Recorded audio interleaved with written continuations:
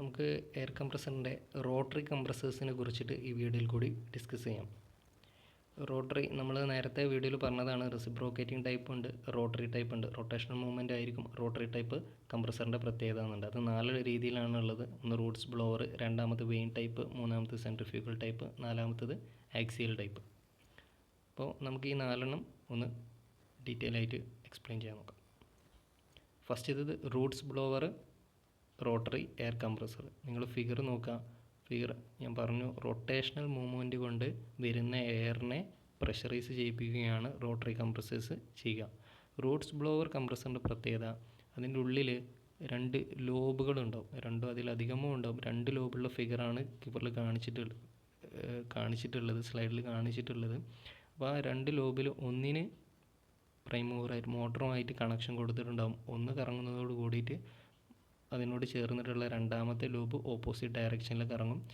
Air intake വരുന്ന ഭാഗത്ത് നിന്ന് എയറിനെ എന്ത് ചെയ്യും, ഈ 2 ലൂബും കൂടി എയറിനെ ടൈറ്റ് ചെയ്തിട്ട് എയറിൻ്റെ പ്രഷർ ഇൻക്രീസ് ചെയ്യിപ്പിക്കും. ഡിസ്ചാർജ് മേലോട്ട് ചെയ്യിപ്പിക്കും. എയർ ഇന്ന് താഴെയും എയർ ഔട്ട് മേലെയുമാണ് ഫിഗറിൽ കാണിച്ചിട്ടുള്ളത്. ആ രീതിയിൽ റൊട്ടേഷണൽ എഫക്റ്റ് കൊണ്ട് എയറിനെ പ്രഷറൈസ് ചെയ്യിപ്പിക്കുന്നതാണ് റൂട്ട്സ് ബ്ലോവർ കംപ്രസർ. ലൂബാണ് ഇതിൽ പ്രത്യേകത. 2 ലൂബുകൾ യൂസ് ചെയ്തിട്ടുണ്ട്, നോക്കി ശ്രദ്ധിക്കുക. രണ്ടാമത്തെ ടൈപ്പ് എന്ന് പറഞ്ഞു കഴിഞ്ഞാൽ വെയിൻ ബ്ലോവറാണ്. പുറമേ നിന്ന് വരുന്ന എയർ ഇൻടേക്കിൽ നിന്ന് വരുന്ന എയർ എന്ത് ചെയ്യും, നമ്മളെ ഈ വെയിൻ ബ്ലോവർ കംപ്രസറിൻ്റെ ഉള്ളിലേക്ക് എൻ്റർ ചെയ്യും. വെയിൻ ബ്ലോവർ കംപ്രസറിൻ്റെ ഉള്ളിൽ കുറേ വെയിൻസുകൾ നിങ്ങൾക്ക് കാണാം. അതേപോലെ തന്നെ നടുവിലൊരു ഡിസ്കും കാണാം. ആ ഡിസ്ക് എക്സെൻട്രിക്കലി മൂവിങ് ആണ്.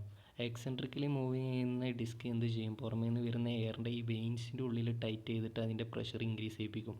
എന്നിട്ട് ഡിസ്ചാർജ് വാൾവുമായി പുറത്തേക്ക് കംപ്രസ്ഡ് ആയിട്ടുള്ള എയറിനെ പുറന്തള്ളും.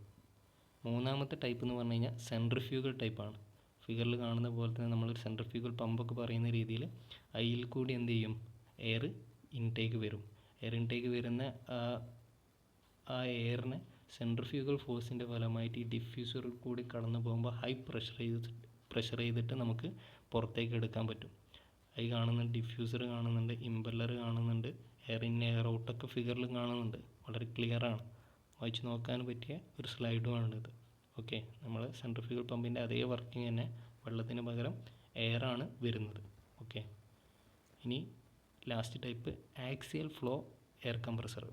Axial flow rotary air compressor എന്ന് പറഞ്ഞു കഴിഞ്ഞാൽ അതുപോലത്തെ ഒരു ഡ്രമ്മ് ഒരു ആക്സിസിന് ചുറ്റും ഇങ്ങനെ കിടന്ന് കറങ്ങിക്കൊണ്ടിരിക്കും. പുറമേ നിന്ന് വരുന്ന എയർ എൻ്ററായി കഴിഞ്ഞ് കഴിഞ്ഞാൽ ആക്സിസിലുള്ള ബ്ലേഡും കേസിങ്ങിലുള്ള ഫിക്സഡ് ബ്ലേഡിൻ്റെയും ഇടയിൽ കൂടി എയറിനെ പാസ് ചെയ്യിപ്പിക്കുന്നതോടുകൂടി എയർ ടൈറ്റ് ആവുകയും അതിൻ്റെ എയറിൻ്റെ പ്രഷർ ഇൻക്രീസ് ചെയ്യുകയും ചെയ്യും. എന്നിട്ട് കംപ്രസ്ഡ് ആയിട്ടുള്ള എയർ പുറത്തേക്ക് കിട്ടും. അപ്പോൾ ഒരു ആക്സിസിനെ ബേസ് ചെയ്തിട്ടുള്ളത് കൊണ്ടാണ് ആക്സിയൽ ഫ്ലോ കംപ്രസർ എന്ന് ഇതിന് പറയുന്നത്. ഓക്കെ.